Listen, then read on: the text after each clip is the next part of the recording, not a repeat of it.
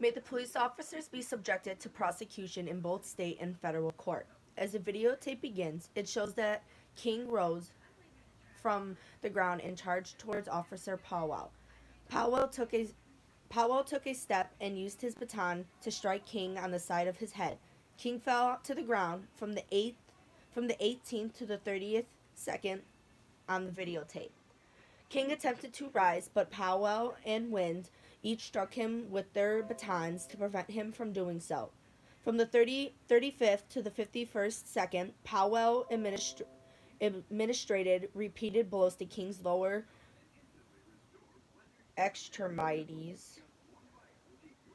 One of the blows fractured King's leg. At the 55th second,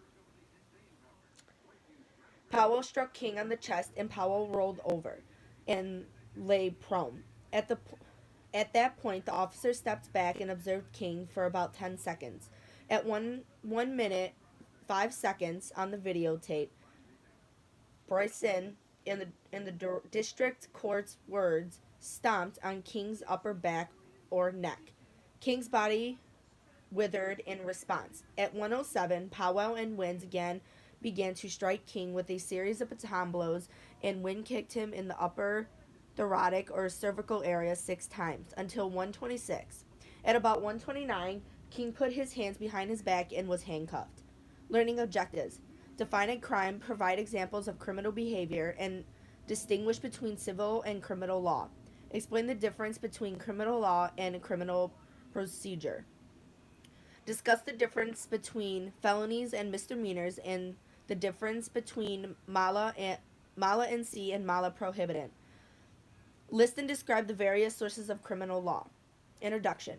Criminal law is the foundation of criminal justice system.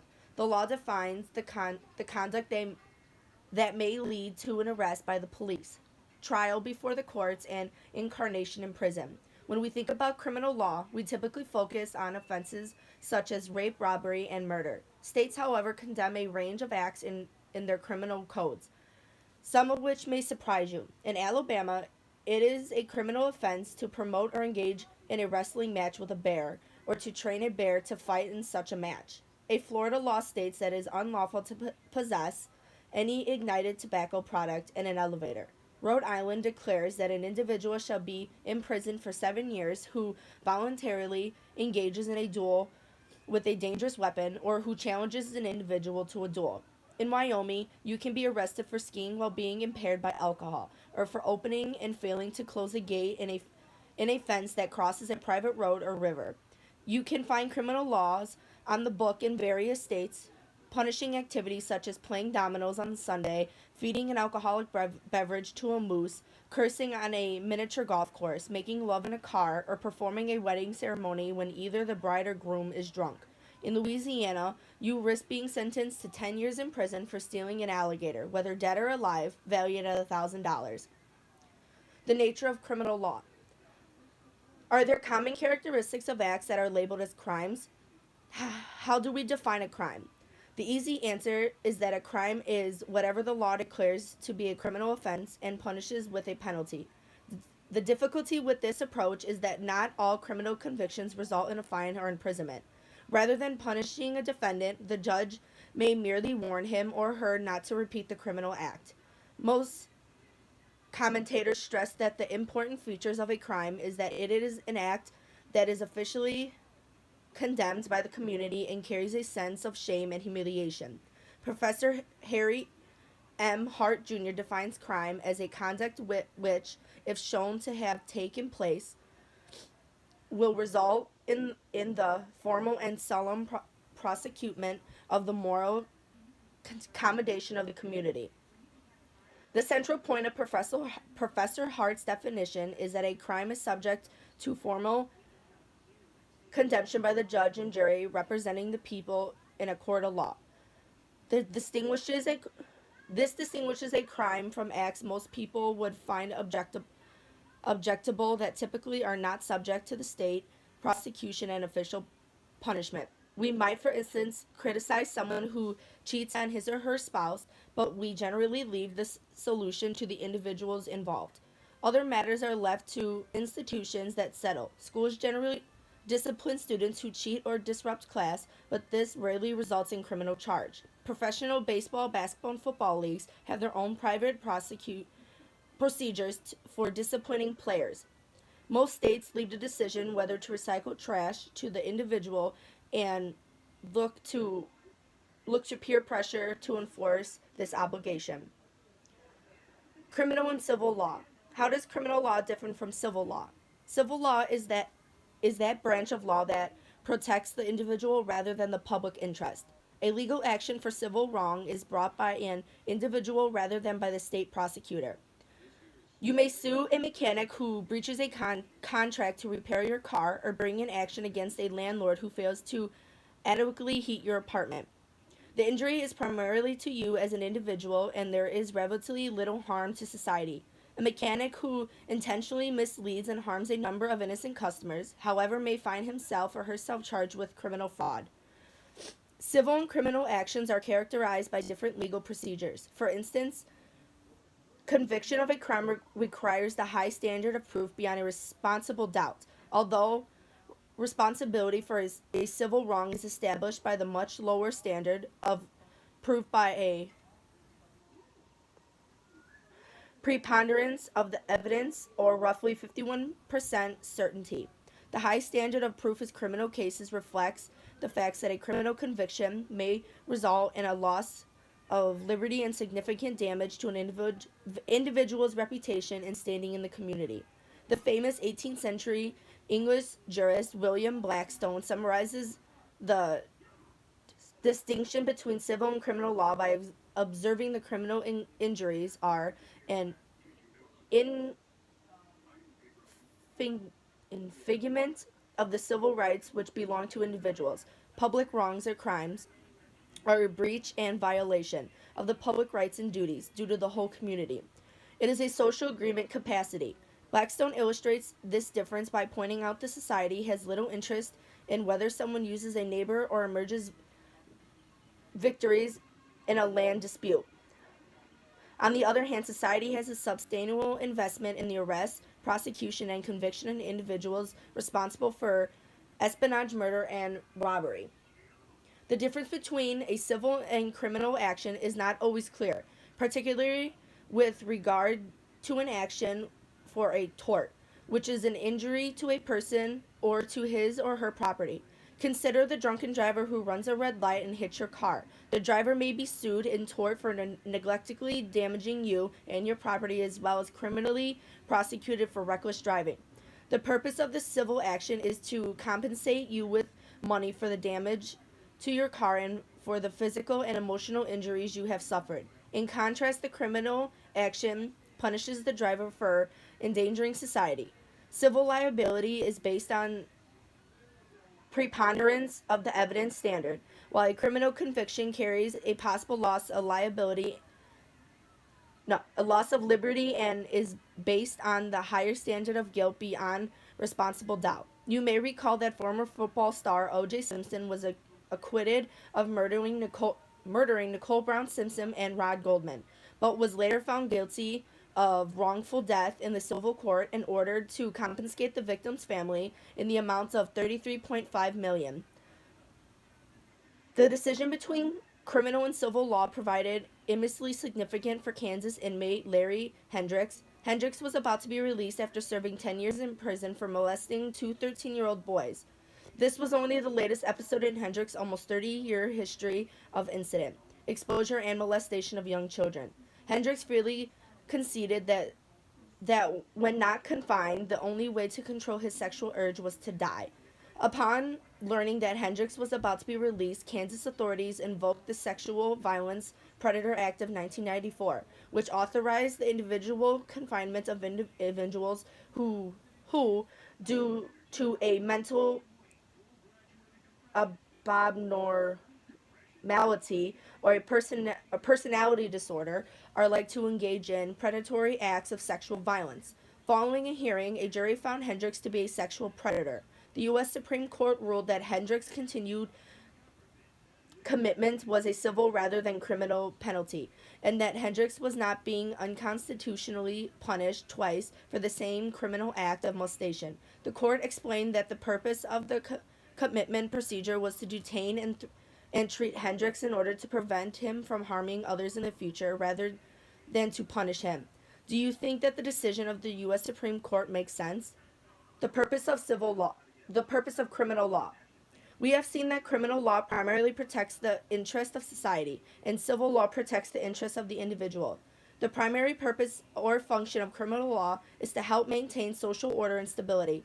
The Texas Criminal Code proclaims that the purpose of criminal law is to establish a system of prohibit, prohibitants,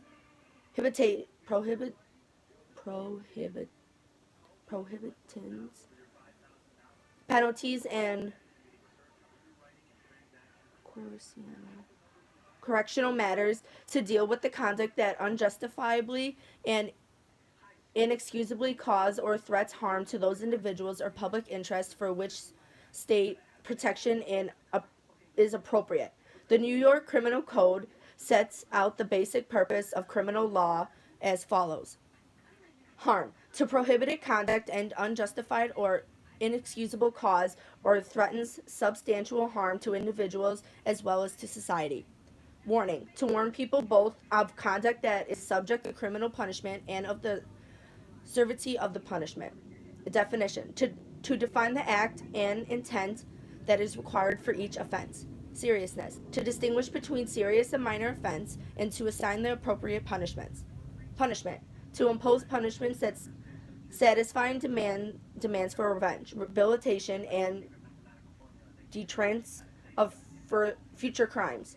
Victims, to ensure that the victim's family, and the community interests and represented at trial, and is imposing punishment. The next step is understanding characteristics of criminal act. The principles of criminal law. The study of substantive criminal law involves an analysis of definition of specific crimes, specific part, and of the general principles that apply to all crimes, general part, such as the defense of insanity.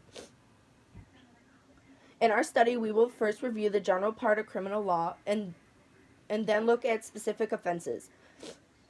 Substantially, criminal law is a distinguished from criminal procedure. Procedure. Criminal procedure involves a study of the legal standards governing the detection, investigation, and prosecution of crime, and includes areas such as interrogations, search and seizure,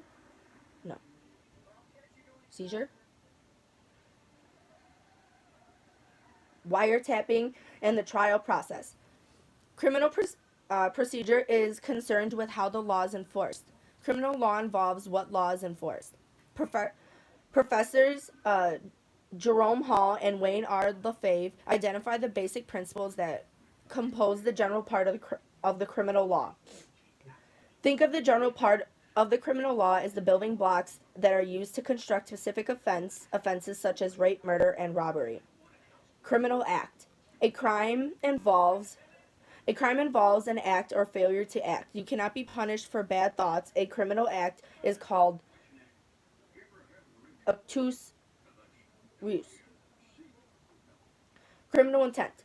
A crime requires a criminal intent or mens rea. Criminal punishment is ordinarily directed at individuals who intentionally, knowingly, recklessly, or neglectfully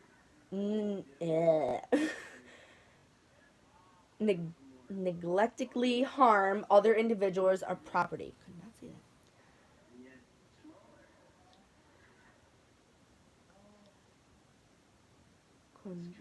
Concurrence. The criminal act and criminal intent must coexist or accompany one another. Caution. The defendant's act must cause the harm required for criminal guilt. Death is the cause of homicide, and the burning of a home or other structure is a case of arson. Responsibility. Individuals must receive responsible notice of the acts that are criminal so as to make a decision to obey or to violate the law. In other words, The required criminal act and criminal intent must be clearly stated in a statute. This concept is captured by the Latin phrase nullum crimen sine lege, nulla pone sine lege. So, no crime without law, no punishment without law. Defenses. Criminal guilt is not imposed on the individual who is able to demonstrate that his or her criminal act is justified, benefits society, or excused. The individual suffered from a disability that prevented him or her from forming a criminal intent. We now turn to a specific part of the criminal law to understand the various types of acts that are punished as crimes. Categories of crime. Felonies and misdemeanors. There are a number of approaches to categorizing crimes. The most significant distinction is between a felony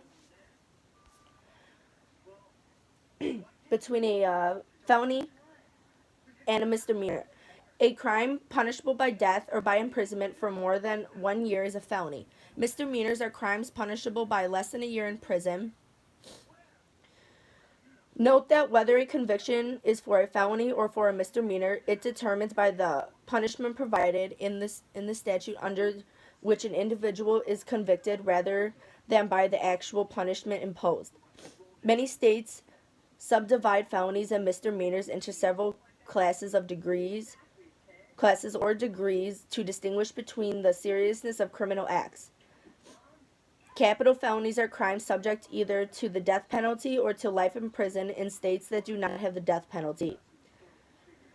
The term gross misdemeanor is used in some states to refer to crimes subject to between 6 and 12 months in prison, whereas the misdemeanor are termed petty misdemeanors. Several states designate a third category of crimes that are termed violations or infractions. These tend to be the acts that cause only modest social harm and carry fines.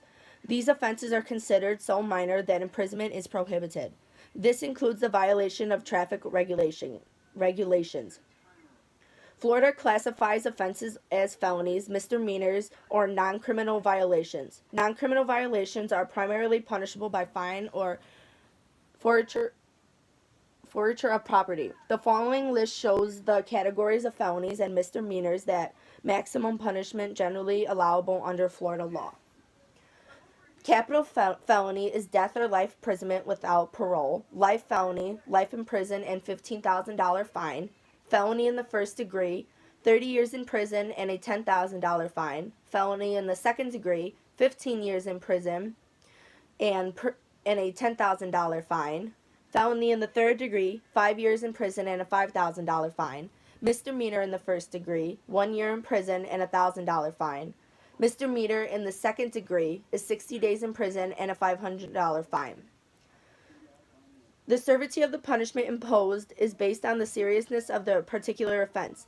Florida, for example, punishes a second-degree felony the requirement of an individual for prostitution, knowing that force, fraud, and coercion will be used to cause the person to engage in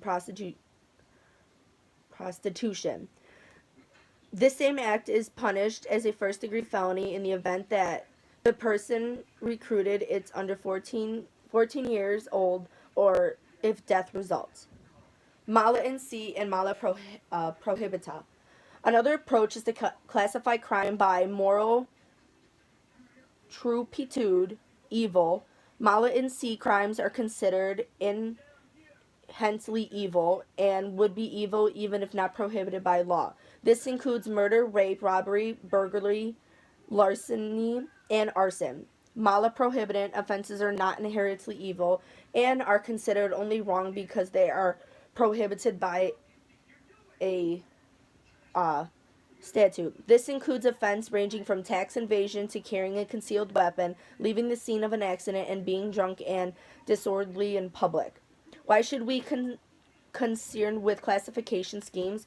A felony conviction can prevent you from being licensed to practice various professions, bar you from being admitted to the armed forces or joining the police, and prevent you from adopting a child or receiving various forms of federal assistance. In some states, a convicted felon is still prohibited from voting, even following release. The distinction between mala in se and mala prohibita is also important. For instance, the law provides that that individuals convicted of a crime of moral turpitude may be deported from the United States. There are a number of other classification schemes. The law originally categorized as infamous those crimes that were considered to be deserving of shame or disgrace. Individuals convicted of infamous offense such as treason, betrayal of the nation, or offense involving dishonesty were historically prohibited from appearing as witnesses at a trial. Subject matter. This textbook is organized in accordance with subject matter of crimes. The scheme that is followed in the most state criminal codes, there is disagreement, however, concerning and classification of some crimes.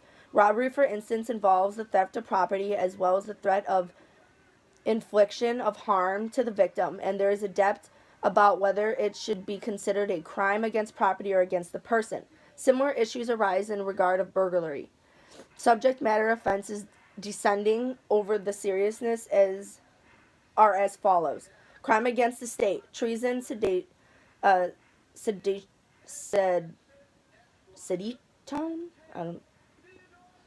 espionage and treason, and terrorism. Ugh, where did I get treason again?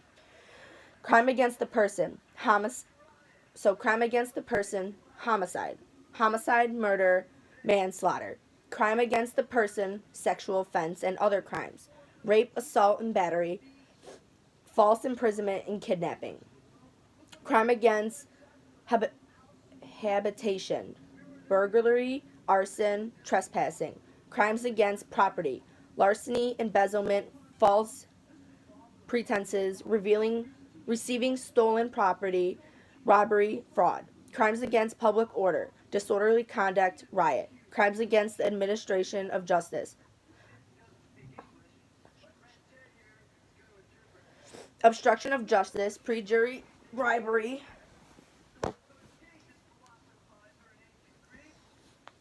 crimes against public morals, prostitution, obscenity. The book also covers the general part of criminal law, including the constitutional limits of criminal law, sentencing, criminal acts, criminal intent, and the scope of criminal liability, and defense to criminal liability. Sources of criminal law. We now have covered the various categories of criminal law. The next question to consider are these. What are the sources of criminal law? How do we find the requirements of criminal law? There are a number of sources of criminal law in the United States. English and American common law. These are English and American judge-made laws and English acts of Parliament. State criminal codes. Every state has a comprehensive written set of laws on crime and punishment.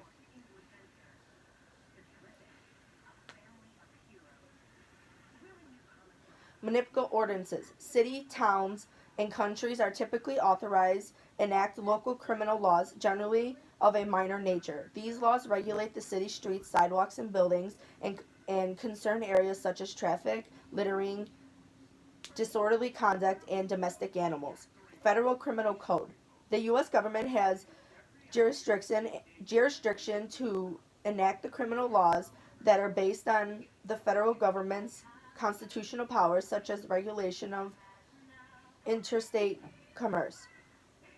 State and federal constitutions. The U.S. Constitution defines treason, and together with state constitutions establishes limits on the power of government to enact criminal laws. A criminal statute, for instance, may not interfere with freedom of expression or religion. Intentional treaties.